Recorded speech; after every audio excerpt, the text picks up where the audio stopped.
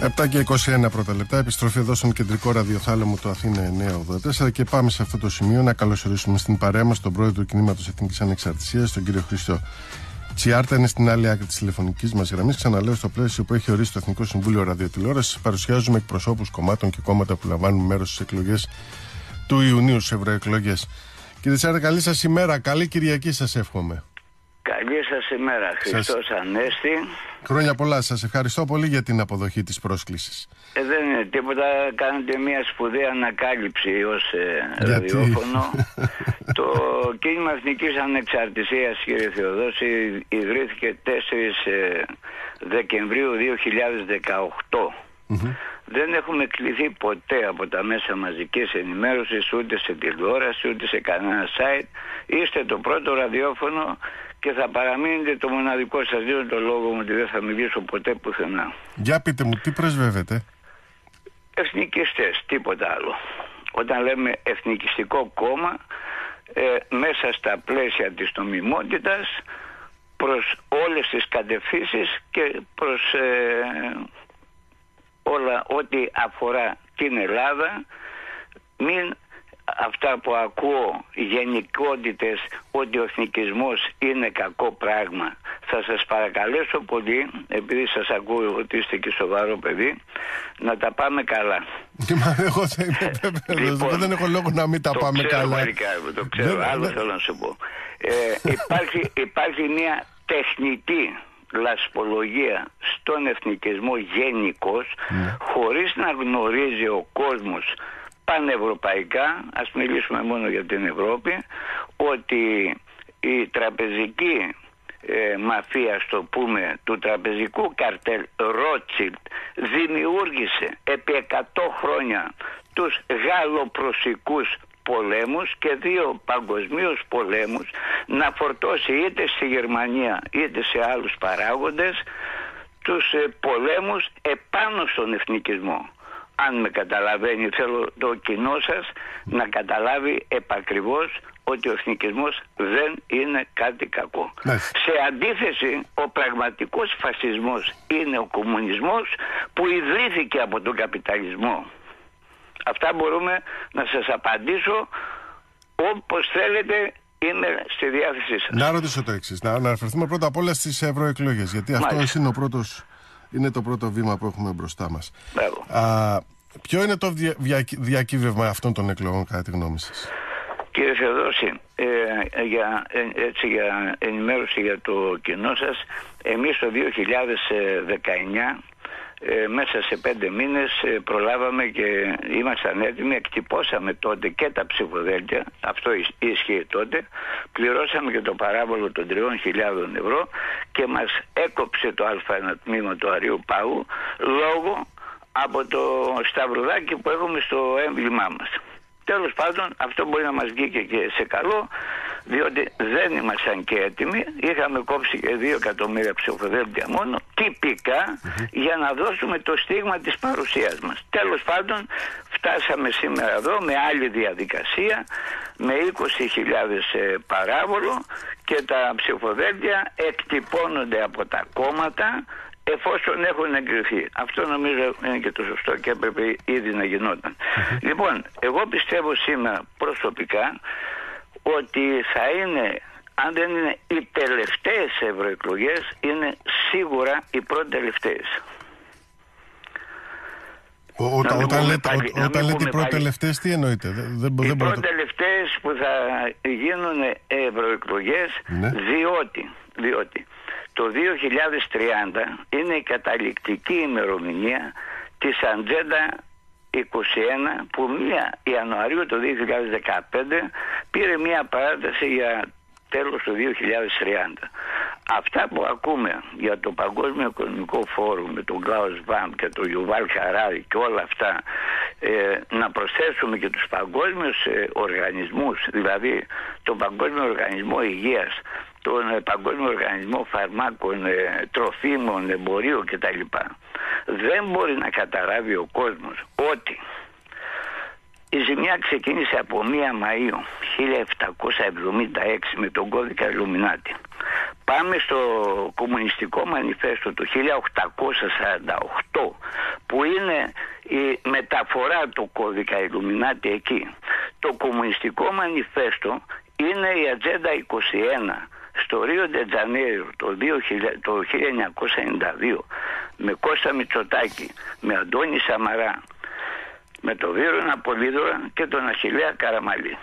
Ο κόσμος δεν μπορεί να καταλάβει ότι οι κυβερνήσεις όλων των κρατών έχουν παραχωρήσει τα πάντα σε αυτό που λέμε νέα παγκόσμια τάξη. Ναι, αλλά όταν μου λέτε ότι θα είναι οι πρώτες-τελευταίες ευρωεκλογές, τι εννοείτε, ότι δεν θα υπάρχει Ευρωπαϊκή Ένωση μετά αυτό?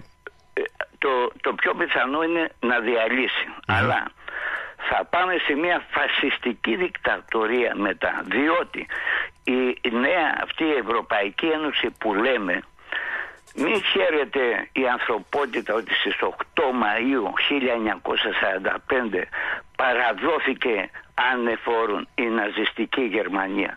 Στις 9 Μαΐου που είναι και η μέρα της Ευρώπης και λυπάμαι πολύ που μας κοροϊδεύουν δημόσια, στις 9 Μαΐου 1945 μπήκαμε στο Τέταρτο Ράιχ.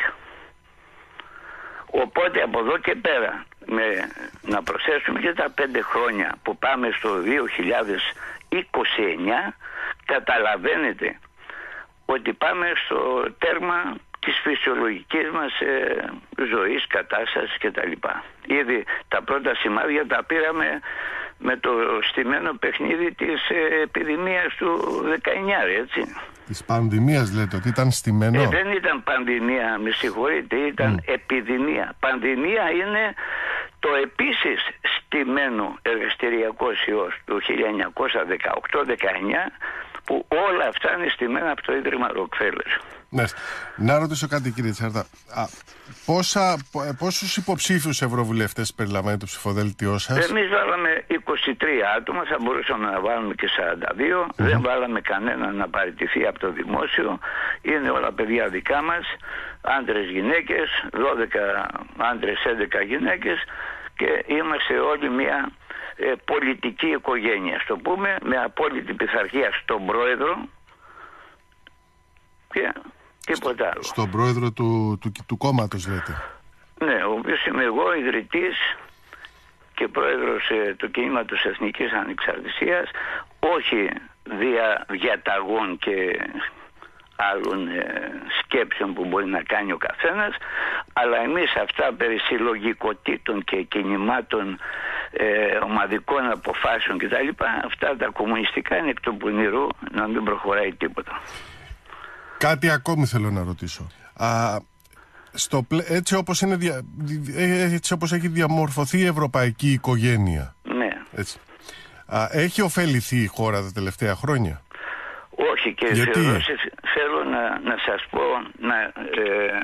να το γνωρίζει τουλάχιστον από την πλευρά μας το κοινό σας, ότι δεν υπάρχει Ευρωπαϊκή Ένωση. Δεν μπορεί να υπάρχει μια Ευρωπαϊκή Ένωση των 750-55 ευρωβουλευτών, οι οποίοι δεν αξίζουν τίποτα, δεν κάνουν τίποτα, όταν οι νόμοι, ας το πούμε, οι κανόνες περνάνε από μια μη εκλεγμένη επιτροπή και οι ευρωβουλευτές απλώς ψηφίζουν ναι, όχι παρόν, και γι' αυτό εγώ παραξενεύομαι που γίνεται αυτό στον τόρος περί των ευρωεκλογών και για τη συμμετοχή να γίνει η σύνθεση των 21 ευρωβουλευτών που θα εκπροσωπούν την Ελλάδα. Δεν μπορούν να κάνουν νόμους, δεν μπορούν να ακυρώσουν νόμους. Όταν, να κλείσω με αυτό, οι 500 από τους 750 ανήκουν, ας το πούμε, στην ομάδα Λαϊκό Κόμμα, ας πούμε, στη Λαϊκή Ομάδα. Πώς θα γίνει οι 21 ευρωβουλευτές? Δεν είναι μια συμπαγή ομάδα ελληνική. Διασπώνται μέσα στην Ευρωβουλή σε άλλες ιδεολογικές ομάδες. Αν είμαι κατανοητός. Λογικό δεν είναι αυτό? Φυσιολογικό δεν είναι? Τώρα... Έτσι κι αλλιώς στη χώρα δεν υπάρχουν διάφορα κόμματα? Ναι, αλλά εδώ πέρα δεν υπάρχει από την γαλλική λαοκτονία, από το 1789 που επευλήθη ο κοινοβουλευτισμός, από τη σφαγή του γαλλικού λαού που το λένε Γαλλική Επανάσταση και αυτά τα παραμύθια, και να ενημερώσω και το κοινό σας ότι κάνω έρευνα 20 χρόνια. Δεν έκανα ένα κόμμα να το προσθέσω στα ήδη υπάρχοντα, να ασχολούμαι με μαϊντανούς και αγκουράκια. Εδώ πρέπει να βρούμε, κύριε Θεοδόση, αν θέλουμε, όχι να σωθεί η Ελλάδα μόνο. Η Ελλάδα είναι μια νομαρχία της Ευρώπης. Εδώ είναι πολύ βαθύτερα τα πράγματα. Μπορείτε να μου πείτε από την ημέρα, από την πρώτη συμμετοχή της Ελλάδας στην ΕΟΚ, ας πούμε, ένα θετικό αποτέλεσμα ενός ευρωβουλευτή οποιοδήποτε κόμματος? Δεν υπάρχει. Δεν υπάρχει. Και αυτά δεν τα λέω εγώ να περάσω τις απόψεις μου, έτσι. Λέω αυτά που έχω ερευνήσει, αυτά που έχω ζήσει, και βλέπω ότι πιο πολλοί ψηφίζουν κατά των εθνικών συμφερόντων όλοι οι ευρωβουλευτές παρά για κάτι θετικό. Παράδειγμα, δεν μπορεί κυβερνώντα κόμματα, είτε λέγεται Νέα Δημοκρατία, είτε ΣΥΡΙΖΑ, είτε ΠΑΣΟΚ, να ψηφίζεις τη χρηματοδότηση του στρατού, κατοχή στην Κύπρο, ένα παράδειγμα χοντρό, σας λέω, τίποτα άλλο, έτσι. Πώς γίνεται? Μα θα μου πείτε, κύριε Τσάρτα, ότι η Ευρωπαϊκή Ένωση δεν κοιτάει μεμονωμένα κρατικά συμφέροντα. Ωραία, συμφωνώ απόλυτα. Η Τουρκία είναι στην Ευρωπαϊκή Ένωση και ψηφίζονται υπέρ της, ενώ ψηφίζονται κατά της Κύπρου, που είναι μέλος της οικογένειας. Να μην αρχίσω εγώ να ρωτάω εσάς δηλαδή. Κύριε Τσάρτα, σας εύχομαι καλή δύναμη. Κύριε Θεοδόση, σας ευχαριστώ πολύ. Χάρηκα που σας άκουσα. Ελπίζω να συνεχίσουμε, και αυτό που είπα, ούτε στη Θεσσαλονίκη δεν θα με καλέσουν τα ραδιόφωνα. Σας ευχαριστώ πάρα πολύ και για την τιμή που μου κάνατε, και να περάσουμε και στο κοινό σας ότι εμείς οι εθνικιστές δεν τρώμε ανθρώπους. Καλή σας ημέρα, καλή Κυριακή. Σας ευχαριστώ πολύ. Σας ευχαριστώ.